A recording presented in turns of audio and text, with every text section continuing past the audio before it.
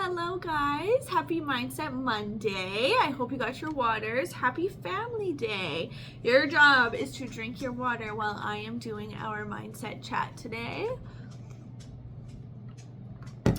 We got the slick back bun. Hair is marinating because it is shower wash day and I have to go do my run because I'm training for a race this year. Happy Monday. Happy Family Day. Today is a holiday. It's a family day. Feeling excited as grandparents so I can get all of my work done today and talk to you lovely people. And so before we started our chat, I just wanted to say thank you for being here.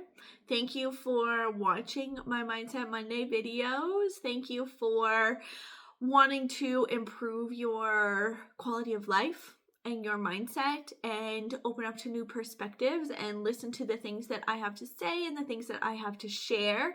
And I know some of it might not, hit you in the brain or the feels sometimes, and it might just be, a gentle reminder sometimes, but I also just wanted to say that I really appreciate when you are here and when you watch and when you listen and when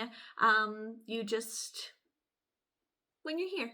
I just really appreciate it. So thank you so much for being here. Our talk today is we're going to be talking about body dysmorphia. Now, there's a spectrum of body dysmorphia. Now, if you don't know what body dysmorphia is, it has become a very serious mental health issue that has been starting to taking into consideration very seriously by psychologists and mental health professionals. Now, the spectrum of body dysmorphia is that, you can have bad body image days where you look in the mirror and you're like, God dang, I've had this zit for 3 days and I can't get rid of it. Or man, my jeans just aren't fitting me right today. And maybe nothing I can try on today feels good in my body. I'm just not feeling very comfortable. Or the very wildly end of the spectrum where you have really, really intense negative thoughts about yourself 24/7 and you feel like you do not deserve to live because of the flaws that you have. Okay. And so that is the spectrum. Okay. Now this end of the spectrum, dog hair on me. This end of the spectrum is something that is very serious. And if you have somebody in your life who is experiencing those negative thoughts, that is the job of a mental health professional. Okay. I'm going to be more so talking about some body image struggles that we all kind of go through because this outside of my scope of practice, and this is something that that you need to talk to somebody about. This end of the scope of practice, I think, is something that we all deal with, especially as women. So if you are a woman watching this, then you know. And this is something that men struggle with too, okay? I shouldn't say that this is something that women struggle with. I think that society pushes the agenda of women showing up a certain way, looking a certain way, styling themselves a certain way, wearing certain clothes and certain makeups and having the body shape of something, a certain kind of image. But I think that society also does that for men too. So I apologize to the men because this is important for you guys too, because I totally understand the societal pressure to look a certain way and to dress a certain way and to act a certain way and to treat people a certain way and all of that kind of stuff. So I understand that that having bad body image days, it's just a human experience, okay? And I don't know one person who has not struggled with their body image before, and who has not struggled with just feeling like their flaws are the center of the attention, okay? Now, there's this trend also going around on social media right now where you post a picture and then in the next slide you said, I bet you didn't notice this about me. So I saw this one that this girl posted and it was her in this cute little sweater and she was standing in this winery with a glass of wine and she said, I was going to post this picture but I didn't like it. And then the next slide was that, I bet you didn't even notice my double chin in it. And you go back and you're like, well, now that you said it, I mean, I can see it, but it's not the first thing that I noticed. And then the next slide was a new picture and she was really happy and she was smiling and she was in this cute little summer dress. And she was like, I bet I like this picture, but I didn't post it. The next slide it said, I bet you didn't even notice my stomach rolls. Nope, didn't even notice it at all. And so we are the hardest on ourselves. God damn, when you take a picture, let's say you're taking a group picture of you and a bunch of people. Who's the first person that you look at when you go to look at the picture after? It's yourself, right? And you're like, how do I look? Okay, do I like the way that I look? And we are so critical and so hard on ourselves. And it doesn't do us any favors, and it doesn't do us any justice to pick ourselves apart. And we are the hardest on ourselves out of everybody. And there's always that old saying of like, treat yourself the way that you would treat somebody that you love, and don't say things to yourself that you wouldn't say things to the people that you love. And I think that it's a really powerful sentiment that, we do hold a lot of power in our brain and in our mind, and we do hold a lot of control, that we get to decide how we talk to ourselves, and we get to decide what we think about ourselves. And our bodies listen to our brain. It is like a one-way, it's like a two-way cycle train track through our bodies, that what our brain tells our body is going to believe. And so if we are constantly telling our bodies, you are not thin enough, you are not strong enough, you are not in shape enough, you are not pretty enough, you are not popular enough, you are not smart enough, you are not good enough. If our brains are telling ourselves that, then we're not going to believe it. And we're going to end up down that rabbit hole of not believing it, and like believing that to be true, and that is our truth. And that is just a very dangerous route to be on. And so I want to encourage you to catch yourself in those moments this week and bring some awareness to when those thoughts pop up. Okay, now we all have our bad body image days. Even the most confident people in the world probably have bad body image days, and days where they are paying more attention to their flaws, and things are standing out. As humans who go through human experiences, who are constantly changing and evolving or not evolving, or making progress in different areas of our lives, sometimes things get left behind, and sometimes things get forgotten, and sometimes things get neglected, and that's okay. It's all part of the human experience. But this week, your goal and your homework is going to be just to bring yourself some awareness when you have those bad body image days. But I also want you to come up with a few different things, a few different just like quick little mantras, mindset shifts, things to snap yourself out of that negative body image, and that negative space that you find yourself in when you feel like you're in that space of being really hard on yourself. And with my one-on-one clients, I ask them every single week, what is one positive thing about you that has nothing to do with the way that you look. And so that's a really good place to start. 3 positive qualities about you that have nothing to do with the way that you look. Or what do you appreciate about your body right now? And when you're standing in front of the mirror and your jeans look too tight, and your tummy looks too loose and flabby and rolly, and when your skin looks too dry and too wrinkly, and when your hair looks too frizzy and uncontrolled and unruly, and when everything about you feels like it's going wrong, that is the moment when you pause and you catch yourself in that moment. You say, you know what? I'm just a human, and we're all living this way. And you know what? People in society make us feel like we need to show up in this perfect way all of the time. And that is just the most unrealistic thing that And you guys know that I'm always preaching and always telling you to do your social media audits, and to do your news audits, and to not watch things or give energy to things or scroll through things that make you feel like you're not good enough and make you feel like you're shit. Because there are people out there who have bodies like you, who have skin like you, who have lifestyles like you, who are able to love themselves. And what is the difference? It's their brain. It's not their body. Body dysmorphia has nothing to do with your body, and it has everything to do with your mindset about your body. Okay?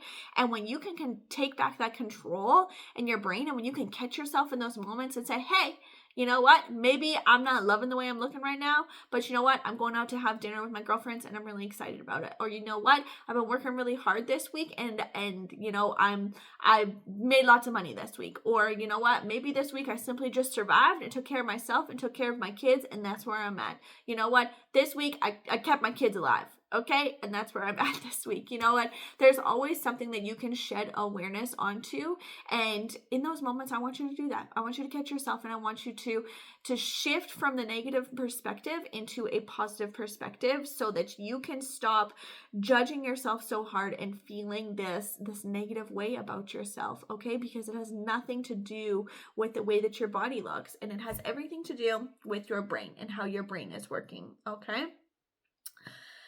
Um, there is a poem that I want to share, and I'm going to share it in our group here after I post this, and I want you guys to go and watch it and listen to it. Her name, the poet, is Josie Balka, and she is kind of like a up and coming, getting very famous, I would say millennial poet. She writes poems about the human experience, especially from a woman's perspective, but it's also very like gender neutral kind of perspective too.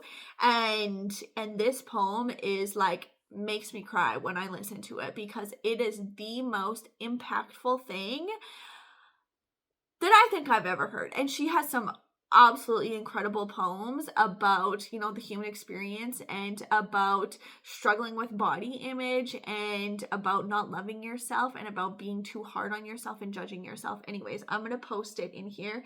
It's called What If the Day Never Comes, and I want you to listen to it, because it is all about what if the day never comes where you love yourself, where you accept the way that you look, where you accept and love your body.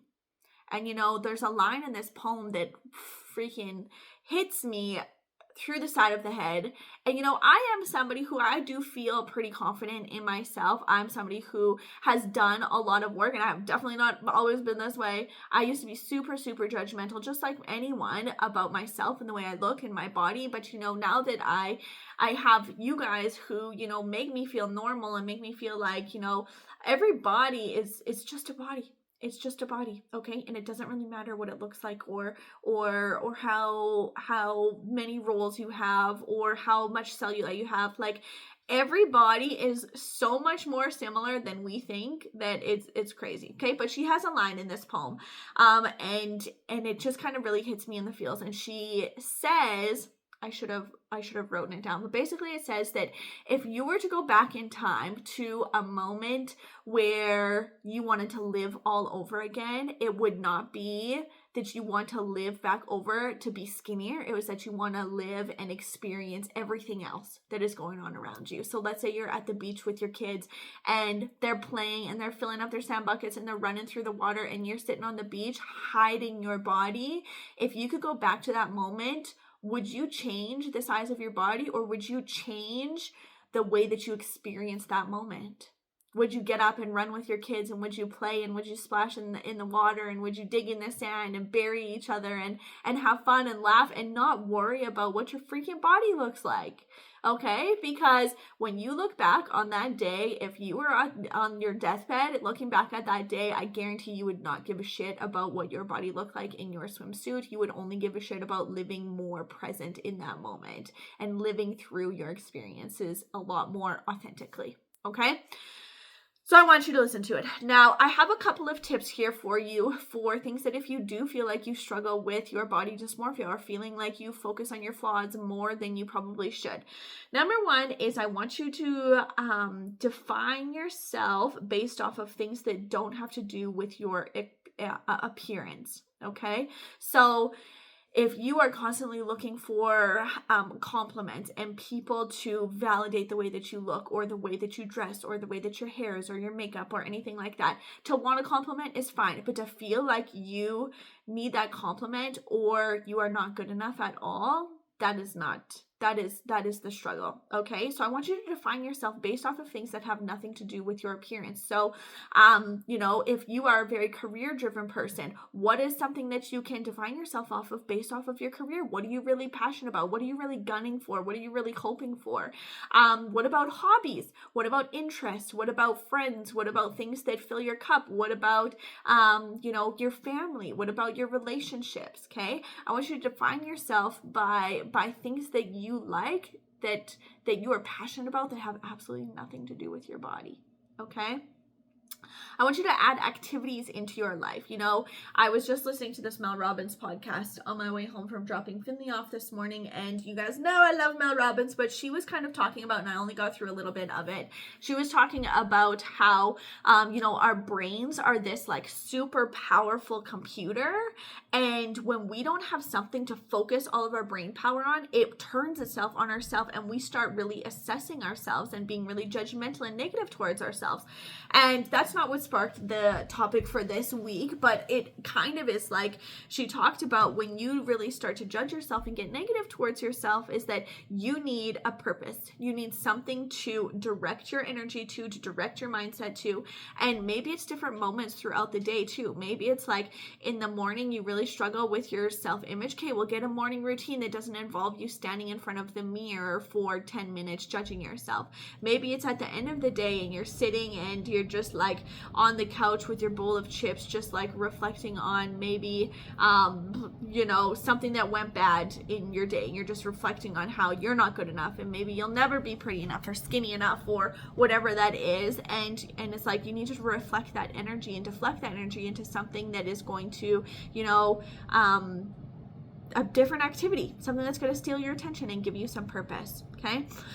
You need to cultivate relationships with people that are deeper than just a superficial level. Okay. Have friendships and romantic partners and relationships and with your family and everybody that is not based on what you look like or what your body looks like. It's about more than that. Okay. So those are the things that I want you to kind of do this week. I know this was kind of a longer topic, but I know that this is a really serious topic that a lot of people really struggle with, and I'm here for you if you want to discuss this or chat about this or work through anything that you struggle with your body dysmorphia, or you struggling with not feeling good enough. Is I want you to ask yourself, like, I get my one-on-ones to rate themselves on a weekly scale. How do you feel about yourself on a 1 to 10? Okay, well, why is it only a 6? What would a 7 out of a 10 version of you look like? What would they do? What would their habits be? What would their mindset be? What would their things that they're passionate about? What would their purpose be? What would their what am I thinking of? What was I just talking about? Purpose, drive, attention, something to focus on be. Okay, what would that be? What would it look like for you to not only focus on your body? Imagine how much free time and mental space that you would have if you cleared up all of that brain power and actually put it on something and focus it on something towards that is not about the way that you look or your body. Okay, so I want you to listen to Josie's poem that I'm going to post right after this video, and that's what I want you to do this week. Okay, so I hope you guys are having a great family day. Like I said, thank you so much for being here, and maybe there's a conversation that you need to have with maybe some of your friends or maybe some of your kids or some people that you know, but just remember, body dysmorphia is not about your body. It is nothing to do with the way that your body is. It has everything to do with the expectations that you have against your body that are probably unrealistic. Okay, it all has to do with your mind. So I hope you guys have a wonderful day, and I'll talk to you guys soon. Stay warm.